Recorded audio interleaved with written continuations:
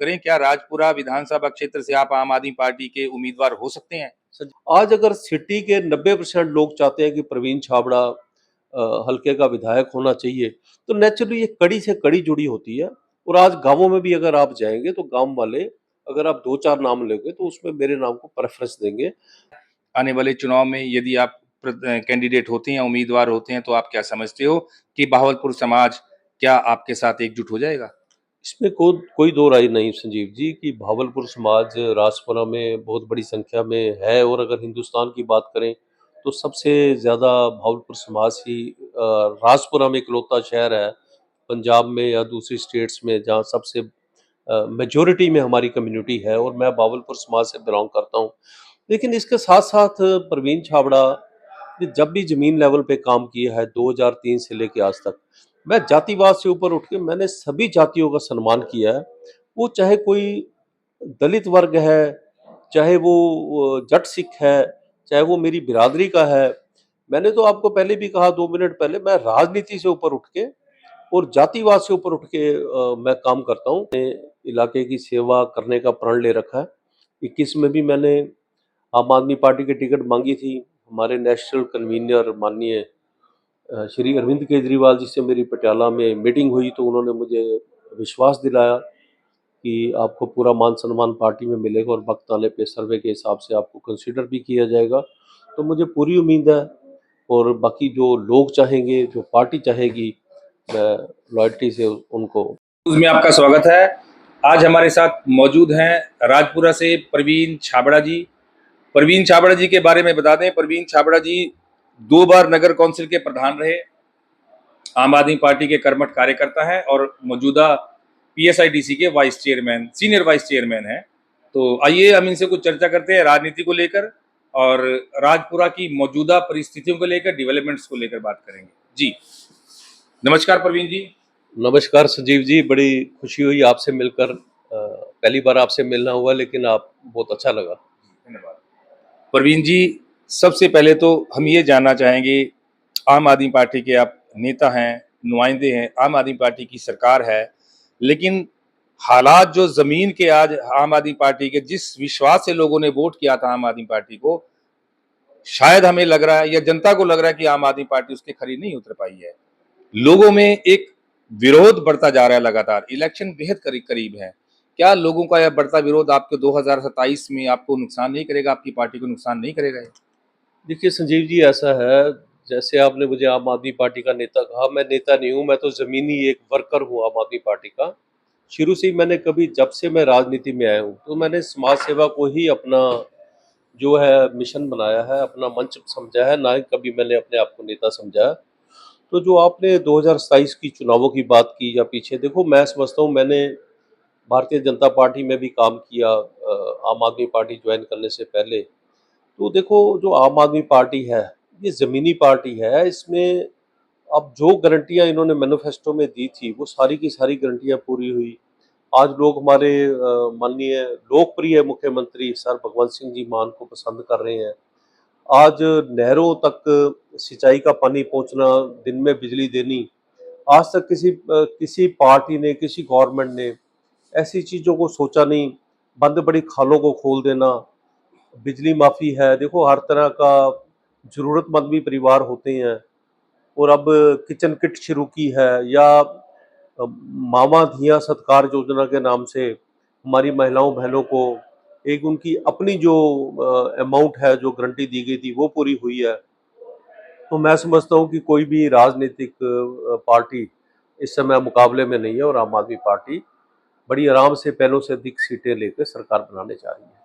छाबड़ा जी, भ्रष्टाचार खत्म करेंगे और नशा नशा मुक्त पंजाब को बनाएंगे, ये विशेष एजेंडा था आम आदमी पार्टी का। लेकिन जमीन पे जब हम बात करते हैं, लोगों से मिलते जुलते हैं, तो ना तो भ्रष्टाचार खत्म हुआ और ना ही नशे से लोगों को मुक्ति मिल पाई। तहसील के अंदर वही भ्रष्टाचार चल रहा है, थाने की बात करें वहां भी है, और भी जगह वसूली की बहुत सारी चीजें सामने आती हैं। तो क्या किसको दोष दिया जाएगा? ये स्थानीय विधायक का इसमें दोष है या आपकी पार्टी के सारे लोग इसमें शामिल हैं ऊपर से नीचे तक? देखिए ऐसा है, अगर नशे की बात करते हैं पंजाब में, इसमें कोई दो राय नहीं कि पिछले कई सालों से पंजाब जो है नशे में लिप्त है, हमारा जो युवा वर्ग है। लेकिन आम आदमी पार्टी ने ही है जो नशे की रोकथाम के लिए इसको युद्ध स्तर पर इस पे काम किया है। आज हमारे वॉलंटियर्स, हमारे नेता, हमारे कोऑर्डिनेटर्स पुलिस के सहयोग से गांव-गांव, घर-घर, मोहल्ले-मोहल्ले में मीटिंग्स करके लोगों को समझाया जा रहा है। और जो यूथ नशे में लिप्त पाए जाते हैं उनको कोई सजा ना देकर उनके उनके मुफ्त इलाज किए जा रहे हैं। और आज तो केंद्र सरकार ने भी माना है कि पंजाब बॉर्डर स्टेट होने के कारण नशा जो है विदेशों से जहाँ स्मगल हो रहा है। तो आज मैं समझता हूँ कि ये जो देन है पिछली सरकारों की देन है। और आम आदमी पार्टी, देखिए मैं बिल्कुल आपकी बात से सहमत हूँ कि नशा अभी तक खत्म नहीं हुआ, लेकिन आम आदमी पार्टी इसको बहुत हद तक कम करने में सफल रही है। और वो दिन दूर नहीं, जो मैं परसों भी एक समागम में था हमारे वरदानी भवन में ब्रह्म कुमारी आश्रम में, तो उन्होंने भी ये बेड़ा उठाया पंजाब में नशा खत्म करने के लिए। तो वहाँ हमारे एसडीएम साहब भी थे, मैं भी था। तो उन्होंने भी एक प्रण लिया है अभी ये अगस्त मास में, उन्होंने भी ये नशे के लिए। तो मैं समझता हूँ कि सरकारों के साथ जब आम आदमी या ऐसी संस्थाएं जुड़ जाती है तो वो दिन दूर नहीं जब पंजाब नशा मुक्त हो जाएगा। भ्रष्टाचार का आपने जिक्र नहीं किया। देखो, वसूली का अवैध वसूली भी की जा रही है। ये वसूली कौन करवा रहा है? इसके लिए स्थानीय विधायक जिम्मेदार है या पूरी आम आदमी पार्टी का नेटवर्क इसका जिम्मेदार है? देखिए, संवैधानिक विधायक के बारे में तो मैं कुछ नहीं बोलूँगा, लेकिन भ्रष्टाचार देखो, अब सरकार, देखो ऐसा है कुछ जो घुन की तरह जो एक स्टेट में कुछ मुद्दे आ जाते हैं, तो उन्हें ठीक करने में समय लगता है।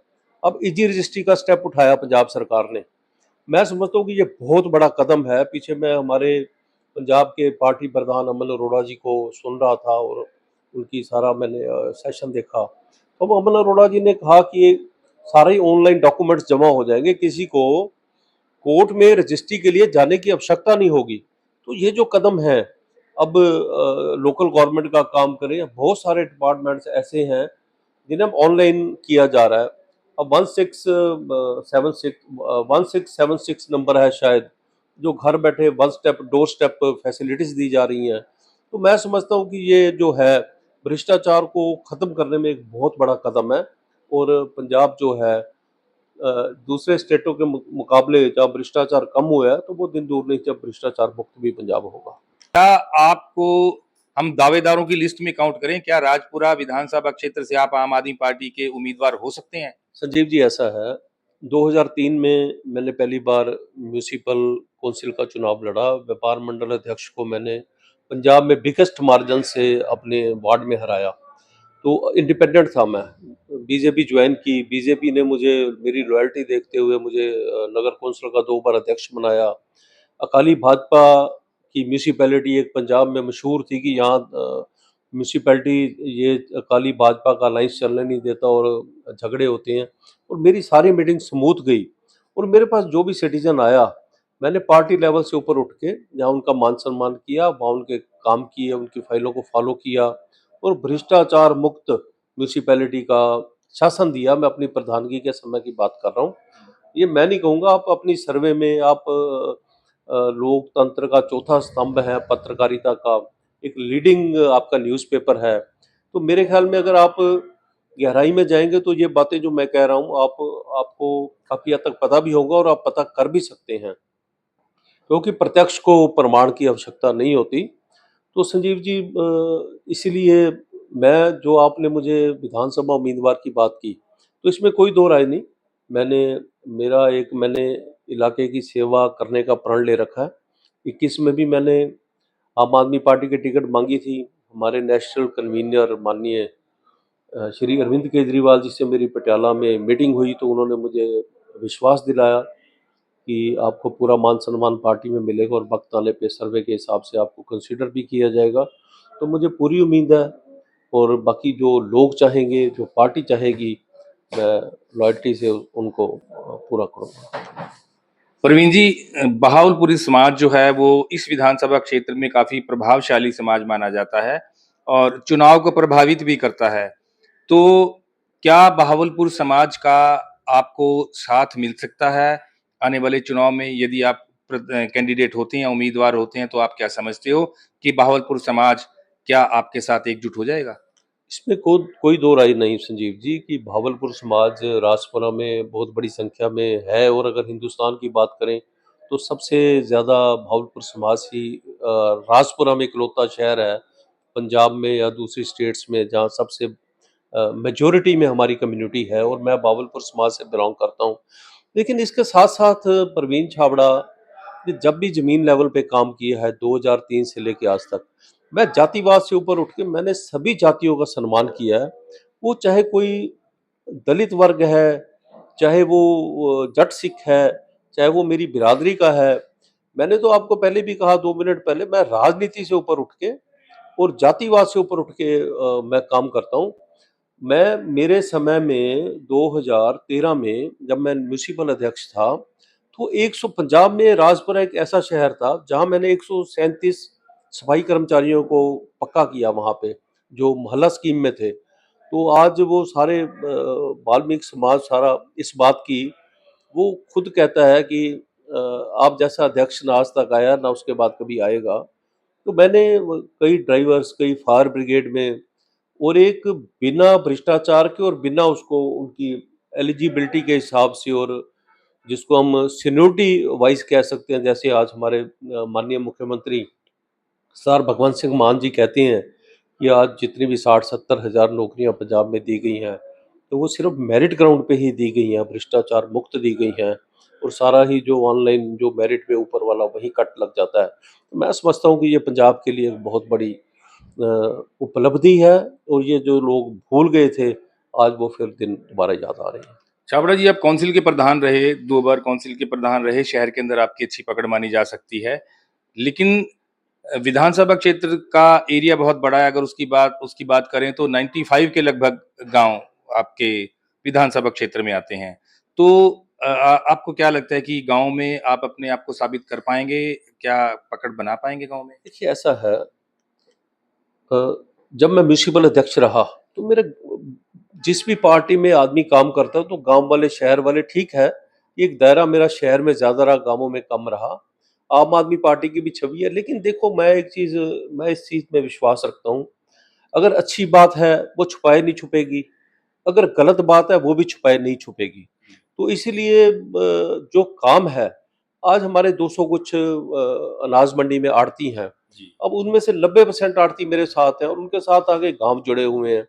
आज अगर सिटी के 90% लोग चाहते हैं कि प्रवीण छाबड़ा हल्के का विधायक होना चाहिए, तो नेचुरली ये कड़ी से कड़ी जुड़ी होती है, और आज गाँवों में भी अगर आप जाएँगे तो गाँव वाले, अगर आप 2-4 नाम लोगे तो उसमें मेरे नाम को प्रेफ़रेंस देंगे।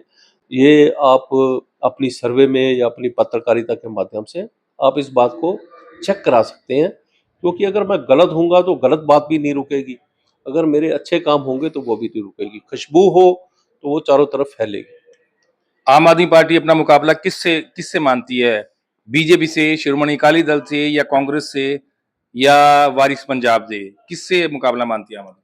देखिए, मैं समझता हूँ कि 2027 में किसी पार्टी से आम आदमी पार्टी का मुकाबला नहीं है, कोई पार्टी इसके लेवल तक नहीं है, और आम आदमी पार्टी पहलों से अधिक सीटें, 22 वाली आंधी की बात कर पहले रहे हैं से, आप? मैं समझता हूँ पहले से अधिक सीटें जीत के, क्योंकि लोग कामों को लाइक कर रहे हैं। आज हर आदमी चाह रहा है कि आम आदमी पार्टी और सर भगवंत सिंह मान जी ने अच्छा काम किया है। क्या संदेश देना चाहते हैं आप हल्के की जनता को, हमारे दर्शकों को क्या संदेश देना चाहेंगे? देखिए ऐसा है, देखिए इसमें अब संदेश तो अब जो लोगों का फैसला है वो हम सर्वमान्य होगा। लेकिन मैं तो एक समाज सेवा में ही विश्वास रखता हूँ, और मुझे पूरी उम्मीद है कि जो लोगों ने इस बार स्थानक उम्मीदवार, लोकल उम्मीदवार का मन बना रखा है, बाकी देखिए पार्टी हमें जो भी आदेश देगी, तो हम उसके पार्टी के वो जो फैसला है उसको फुलफ़िल भी करेंगे, पार्टी के लॉयल रहते हुए उसके लिए काम भी करेंगे, और मुझे पूरा भरोसा है कि शहर वाले भी एक अच्छा फैसला लेंगे, ताकि हम पंजाब में भ्रष्टाचार मुक्त और एक खुशहाल शासन देने में आम आदमी पार्टी कामयाब हो सके। जी, आपका बहुत-बहुत